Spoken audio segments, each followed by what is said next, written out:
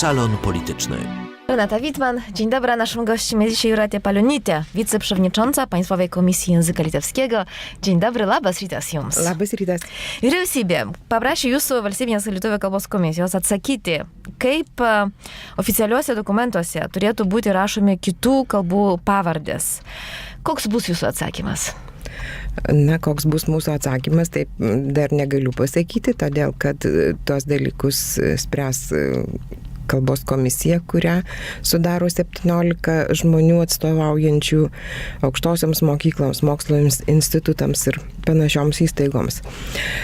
Tačiau jau esam kalbėję su Teisingumo ministerijos atstovais, kad kalbos komisijos nuomonė dokumentuose gali būti vartojamos kitomis kalbomis rašomos pavardės, tačiau yra vienintelė išimtis, kurią nurodė Konstitucinis teismas, tai yra Lietuvos Respublikos piliečių pavardės. Lietuvos Respublikos piliečio dokumente. Tada, kai nagrinėjo Konstitucinis teismas tam tikrą bylą, tai buvo Lietuvos Respublikos piliečio pasas, dabar tas dokumentas vadinamas Lietuvos Respublikos pasu, bet iš esmės tai yra tas pats. Ar manote, kad politikai dabar galėtų vėl kreiptis į Konstitucinį teismą, kad jis paaiškintų, kaip tvarkyti dabar galiojantį tą aukščiausiojo teismo nutarimą, būtent 3 punktą dėl piliečių pavardžių? Negaliu pasakyti, ką galėtų daryti politikai. Ar kalbinių požiūrių, ar yra įmanoma, kad Lietuvos piliečių vardai ir pavardės dokumentuose būtų rašomi originalų kalba? Kalbos komisija mano, kad galėtų būti, sakysim, yra tam tikros grupės asmenų, kurie, kaip sako, kartais patiria tam tikrų nepatogumų, sakysim, už užsienio piliečio ištekėjusi moteris kartais negali gauti tos tikrosios savo vyro pavardės arba jų vaikas negali gauti tėvo pavardės. Dažniausiai negali gauti pagal nemanau, taisykles. Kad dažniausia, todėl kad mūsų institucijos, kiek suprantu, nerašo tik kai kurių raidžių, dvigubos V, Q ir panašiai. Tai turbūt, kad norėtųsi turėti vyro arba tėvo pavardę, bet vėlgi Konstitucinis teismas išaiškino, kad tas dokumentas Lietuvos Respublikos pasas, Lietuvos Respublikos piliečio pasas, kaip tada buvo, jis nurodo, išreiškia asmens santykį su valstybe ir todėl ten turėtų būti rašoma lietuviškais rašmenimis. O dabar tai yra pirmas kartas, kai vyriausybė paprašė jūsų komisijos, kad atsakytų į tą, kaip oficialiuose dokumentuose turėtų būti rašomi kitų kalbų pavardės. Taip, vyriausybės nuomonė, mūsų kalbos komisijos 60 nutarimas, kuriame nurodyti bendrieji asmenvardžių rašymo principai, yra ne visai pakankamas, nes ten nekalbama apie dokumentus. Bet čia dokumentai vartojame tokia pačia bendraja prasme, todėl kad pasas yra tik vienas iš dokumentų. Tai mes manytume, kad tas, kas neuždrausta, tai tas leidžiama, bet jeigu vyriausybė mano, kad nepakankamas tas nutarimas, mes matyt svarstysim tą galimybę šiek tiek jį patikslinti ir įrašyti, reglamentuoti asmenvardžių rašymą, tiksliau nereglamentuoti, o gal patarti, kaip rašyti asmenvardžius dokumentuose, tačiau žinoma, mes turėsime padaryti tą išimtį išskyrus Lietuvos Respublikos pasus, todėl kad kalbos komisija negali nepaisyti Konstitucinio teismo. Taip, išaiškinimo. O kada galėtų būti jau tas atsakymas? Ar jau procesas juda į priekį? Ar jūs dar gal neturit to nutarimo vyriausybės? Mes dar nematėm to nutarimo paties ir manyčiau, kad ne anksčiau kaip rugsėjį galėtume spręsti, todėl kad vasarą dėja komisijos nariai, jie yra aukštųjų mokyklų dėstytojai, jų dažnai nebūna ir Vilniuje. Tiesiog neįmanoma būtų jų surinkti. O jie visi privalo dalyvauti posėdyje. Turi būti tiesiog kvorumas. Kvorumas turėtų būti. Ar buvo oficialiai kreiptas ir jūsų dėl originalios užsienio piliečių pavardžių rašybos problemų? Ar toks kreipimasis buvo į su komisiją, kad jūs paaiškintumėt, kaip rašyti tos užsienio piliečių pavardžių rašybos? Kas turėjo kreiptis? Vyriausybė ar kažkokios kitos institucijos, ar buvo tokių? Ne, tai atskiro tokio nebuvo. Čia manyčiau, kad kalbama apie bendrus dalykus. Tai įeitų ir... O jūs kaip kalbininkė, kaip manot, ar labai pakenktų nelietuviškos raidės lietuvių kalbos statusui, jeigu būtų leidžiama rašyti originalo kalbą? Manyčiau, kad iš principo tie dalykai jokiai kalbai nekenkia, todėl kad netiek daug tų užsienietiškų pavardžių atsiduria toje kalboje. Ir tai nesudaro jokių grėsmių, jokių sunkumų jokiai kalbai, kur rašoma originalo formomis kitų šalių piliečių pavardės, kitų šalių asmenų pavardės. Tai nėra toks dalykas. Pavardės yra, sakytume, kalbos periferijos dalykas. Jos yra daugiau kaip tam tikri ženklai, nes mes jas nežiūrim kaip į žodžius turinčius reikšmės. Todėl tai nėra labai žalinga kalbai. O pavyzdžiui, pavadinimai firmų visokių įstaigų, ar tai yra problema, kad ten pasitaikogi ir... Iš esmės tai yra tas pats dalykas. Kiekvienoje kalboje yra sluoksnis tam tikrų kitų kalbų žodžių, tarkim, tai ir įmonių pavadinimai, ir visokių ansamblių, muzikos grupių pavadinimai, prekių ženklai pagaliau, tai ir tos pavardės taip pat. O tai paplitęs yra, pavyzdžiui, tualeto ženklinimas, taip? Visam pasauliu suvokiamas antrumpam. Ir čia nekenk, čia yra tiesiog jums tai nekliūna. Ne, tai aš manau, ne mums, o kalbai. Kalbėkim turbūt šitaip. Tikrai nemanau, kad...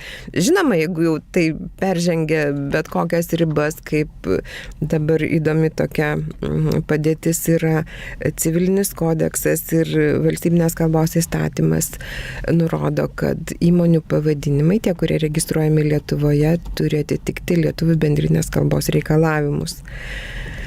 O ką tai praktikoje reiškia atitikti? Tai reiškia, kad registruojant įmonę Lietuvoje reikia pavadinimą sugalvoti lietuvišką arba bent jau panašų į lietuvišką. Ir kad ten nebūtų raidžių, kurių nėra alfabete. Taip, žinoma, nebūtų ir nelietuviškų raidžių. Tai čia nemažai metų, jau turbūt 10 šitos, kaip laikomas iš šitos nuostatos, niekas netikrino. Registrų centras tiesiog registravo bet ką jam pateikdavo. Turėtume pasakyti, kad labai daug buvo nelietuviškų pavadinimų, bet dabar priimtas vyriausybės nutarimas ir jau nuo šių metų vidurio mes Registrų centrui kalbos komisija teikiam konsultacijas dėl tų pavadinimų. Ir kokių turite, jau turėjot gal? Visokiausių įdomiausių teikia pavadinimų ir iš tikrųjų kartais labai keistų, stebiesi kartais, kad žmogus sugalvoja tokį keistą pavadinimą, bet keistą gal blogąją prasme, nes įmonės pavadinimas juk taip pat tarsi jos kokybę turėtų parodyti tam tikrą tokį, nežinau, kad tai rimta įmonė, labai keistų pavadinimų.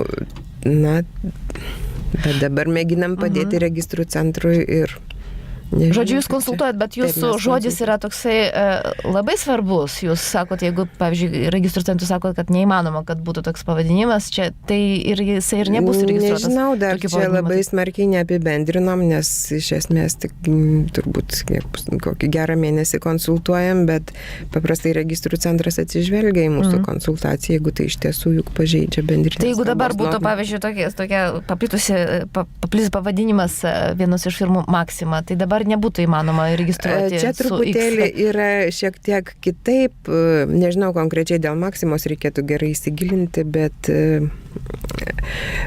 čia jau iš seniau mūsų nutarime, kuriame nurodyta, kaip galima, kokiais būdais galima daryti pavadinimus.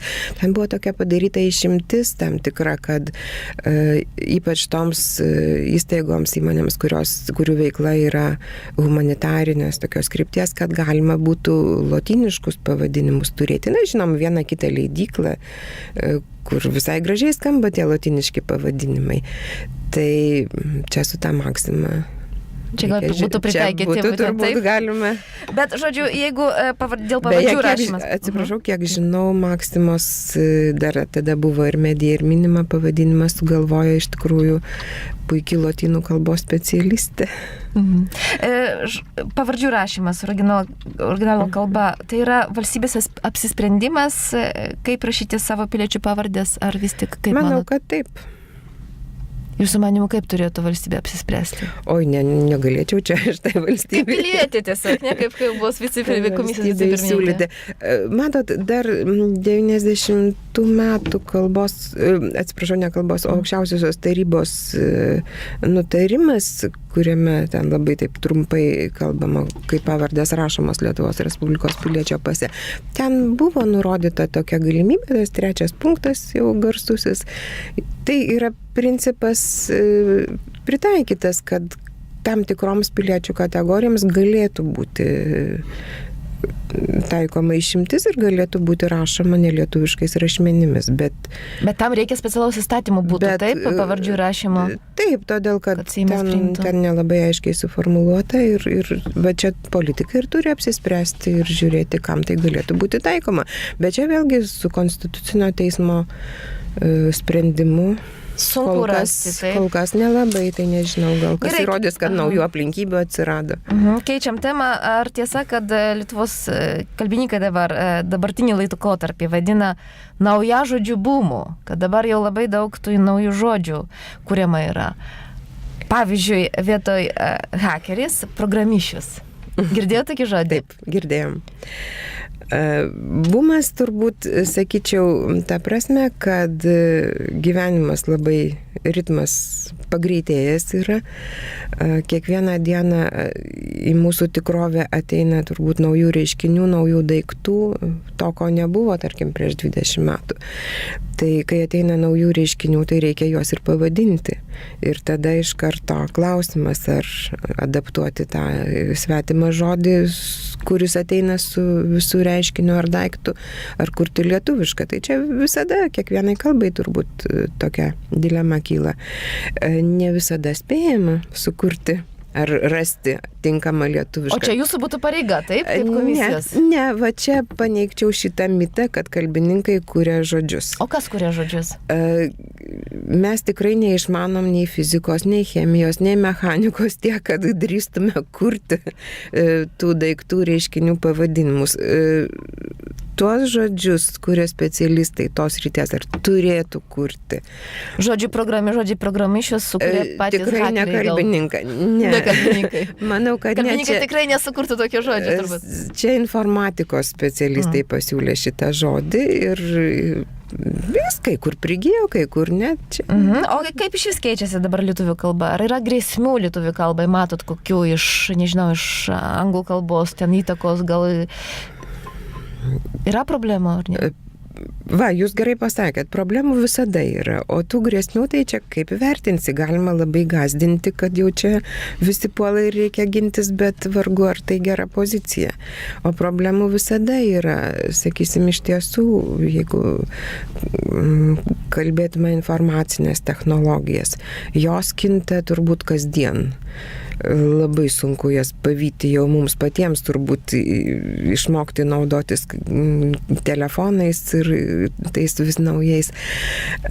Bet kalba irgi kinta. Kalba irgi kinta, bet čia yra sunku kalbai suspėti su tom informaciniam technologijom, bet kalbos komisija vis dėlto stengiasi šitą sritį kaip nors čia mėginti kartu su informatikos specialistais, su kitais šiek tiek ją prižiūrėti ir siūlyti kai kurios dalykus, nes, tarkim, kad ir pats paprasčiausias dalykas, žinučių rašymas. Ar ne? Tai vis tiek siekiam, kad pirmiausia, ta visa įranga būtų pritaikyta, būtų perkama tik tokia, ar Lietuvos rinkai tiekiama tik tokia, kur galima būtų tas žinutės. Lietuviškai rašyti. Rašyti turbūt jau ir visur galima, bet kad jos būtų ir priimamos lietuviškai. Bet, sakysim, toks keistas dalykas, kai šitais tinklais reklama, siūlomos prekės, siūlomos paslaugos ir ten perduodamos be lietuviškų diakritikų. Aiškinama, kad, ne visi dar turi tuos ženklus, bet pasirodo, kad tik labai nedaug turi pasenusių telefonų, bet kaip sako informatikai, neklausė dėl televizorių, ar kas turi senus televizorius, tiesiog pasikeitė sistema ir tu privalai įsigyti, taip ir dėl šitų dalykų. Taip. Gal reikia su operatoriais kalbėti, nes girdėjau, kad SMS žinutė, pavyzdžiui, prašyta be lietuviškų diakritikų, jinai kainuoja mažiau negu... Ne visai. Tai prasme, brangiau kainuoja. Ne visai. Jeigu lietuviškai. Žinutė kainuoja tiek pat, tik jeigu tą žinutę rašysit gana ilgą, tai ten ribotas ženklų skaičius, jau tada gali tekti ją kaip 2 žinutės siųsti. Taip. Bet jeigu nelabai daug ženklų, tai kaina bus ta pati. Tai žinoma, kaina bus ta pati. Tai gera žinia. Bet dar vienas paskutinis klausimas, dėl kirčiavimo dažniausiai yra problemų? Ne, kodėl? Nemanau, dėl kirčiavimo. Ne, turbūt daugiausia problemų yra vis dėlto naujų žodžių, nes ir žmonės teiraujasi, kaip pavadinti tam tikrą daiktą ar reiškinį. O kirčiavimo normos kinta, atsiranda daugiau laisvės, nes tokie yra kalbos polinkiai. Aišku. Ačiū Jums labai už pokalbį. Ačiū už dalyvavimą mūsų laidoje. Naszym gościem dzisiaj była Juratia Palionitė, wiceprzewodnicząca Państwowej Komisji Języka Litewskiego. Radio Znak Willi.